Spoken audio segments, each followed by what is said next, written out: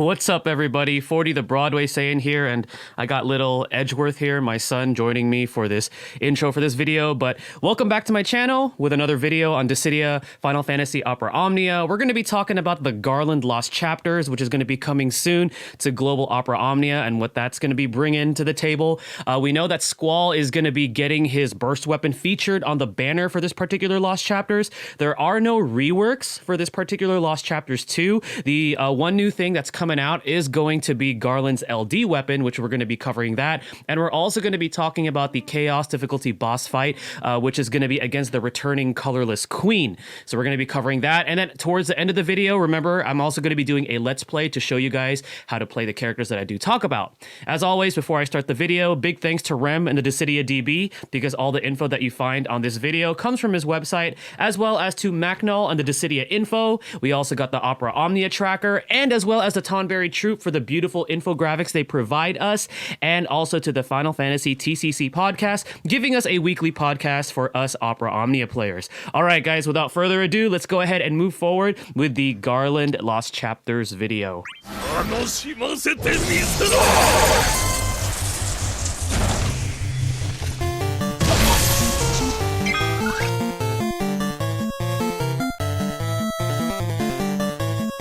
When Garland was first introduced to Opera Omnia, he specialized in dealing massive melee damage while disrupting enemies with his unique buff, Soul of Conflict, that allows him to delay enemies. While he does not receive a rework with his Lost Chapters, he does receive his LD weapon, making him even more effective. His LD weapon equips him with the LD ability called Bind of Chaos. At full limit break, Bind of Chaos has 4 total uses, increases Garland's attack, delivers an 8-hit non-elemental melee AoE Brave plus single target HP attack with an increased Brave damage against a single target, 180% Brave overflow, 50% HP splash damage, grants 3 stacks of Soul of Chaos for 6 turns, grants Soul of Conflict for 2 turns, and grants Garland 1 stack of a new unique icon called Chain of Time for 8 turns. On his next turn, he will also be granted a free ability usage. Chain of Time stacks are increased after attacking an enemy once per turn and caps out at 5 stacks. It lowers the enemy defense and speed based on the number of stacks. While Garland's Soul of Chaos unique buff is at 5 stacks, his LD ability changes into its plus variant, which has a much higher Brave potency and a higher Brave overflow. He also gains access to Brave Attack++, which is a 4-hit non-elemental melee single-target Brave Attack, and HP Attack++, which is a 3-hit non-elemental melee single-target Brave plus single-target HP attack with a 150% Brave overflow. Recommended artifact passes for Garland post his LD debut are 3 copies of Attack plus 108 and a mix of either Max Brave plus 330 or He Who Thirsts for Strife boost 2-star.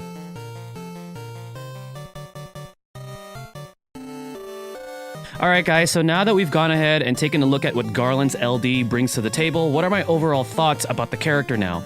So one of Garland's biggest issues when he was first introduced was his longevity was fairly questionable, because you would find yourself, using his abilities quite often because you wanted to get to that EX, which, allows him to get his Soul of Conflict back. And while you can get his Soul of Conflict, which is pretty much the effect that allows him to delay targets, it didn't last very long. And then players would find themselves in situations where, they would have to be relying on his HP Attack Plus, which Garland did not really have that great of a HP Attack Plus. So while he was there to deal a lot of damage, physically with his melee attacks and being able to delay pretty much every other turn, unless you applied his C65 or things like that, he was there were better options, when as time went on.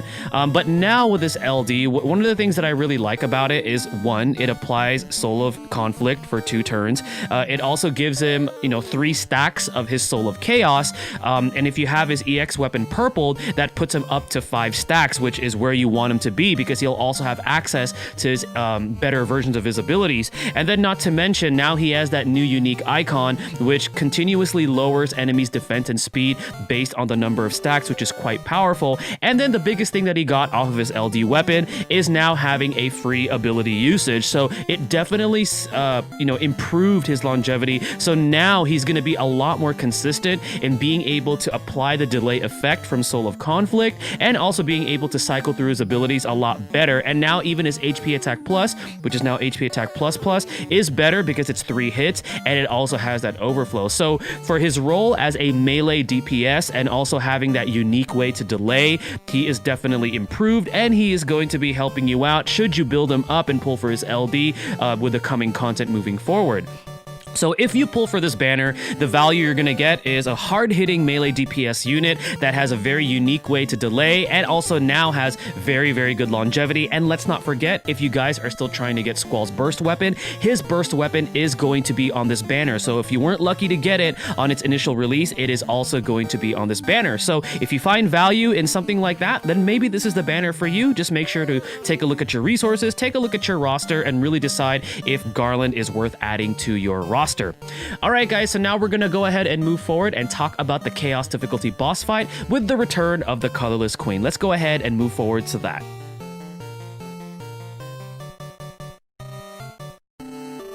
The Chaos difficulty boss fight for this Lost Chapters features the return of the Colorless Queen. She will be 4 times resistant to magic type brave damage and immune to the speed down debuff.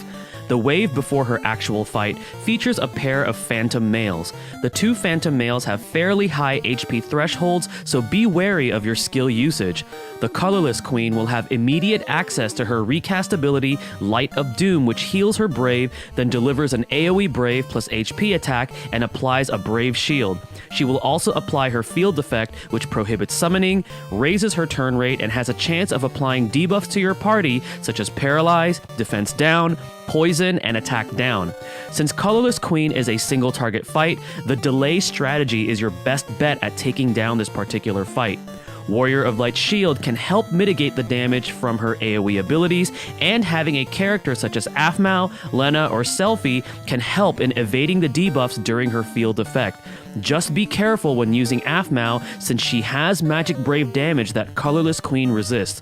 All in all, this fight won't be nearly as difficult as when it first came out, as you will likely have a much better roster of characters to tackle it. Let's go ahead and move forward to our Let's Play for Garland.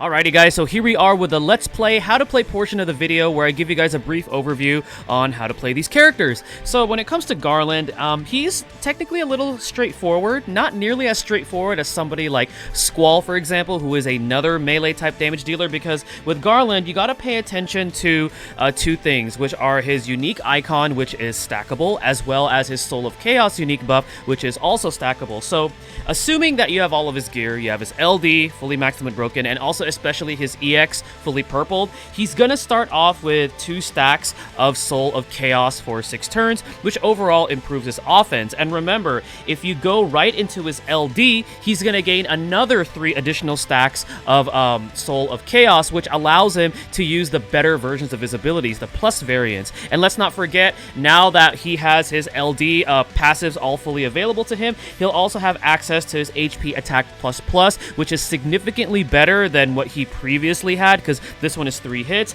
and it has that 150% Brave Overflow. His C65 is also an option now to, well, it's an option that he had, that you could, set that Soul of Conflict buff for 2 turns, because what that does is enables him to pretty much delay a target with whatever type of ability that he uses to attack with. But for the purposes of this demonstration, let's go ahead and go right into the LD.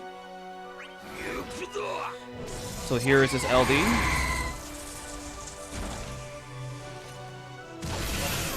Alright, so as you can see right there, we went ahead and delayed B and A, we took out C, and then what that does is it gives him a free skill usage of his C65, as well as his skill 1 and skill 2, which is amazing, because one of his issues back then was his longevity, because he would run out of steam very, very quickly. And as you can see right there, we have 2 turns of Soul of Conflict, and now we have 8 turns of 1 stack of Chain of Time. And remember, to increase the stacks for Chain of Time, all you have to do is, take a turn and deal damage with Garland. But remember, he can only gain a stack once per turn. So we're going to go ahead and actually take advantage of that here. We're going to go into his skill 1 because his skill 1 does do AoE Brave damage. So we want to continuously be able to delay the targets. And now we're going to actually go ahead and take a look at his HP attack plus.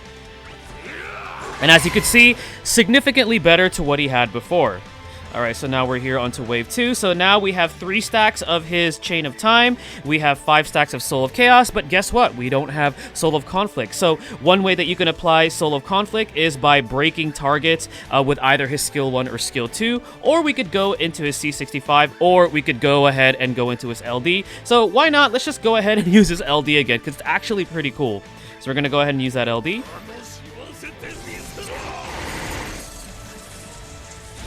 So if you are familiarize yourself with the way Soul of Conflict works and the numerous ways that you can actually apply it, Garland can effectively, act as a very proficient delayer on top of being able to do a ton of damage with his melee damage. Now, because Garland, especially with his EX, he likes to refund himself, part of the damage that he dealt, because it's like, that multi-hitting type of an EX.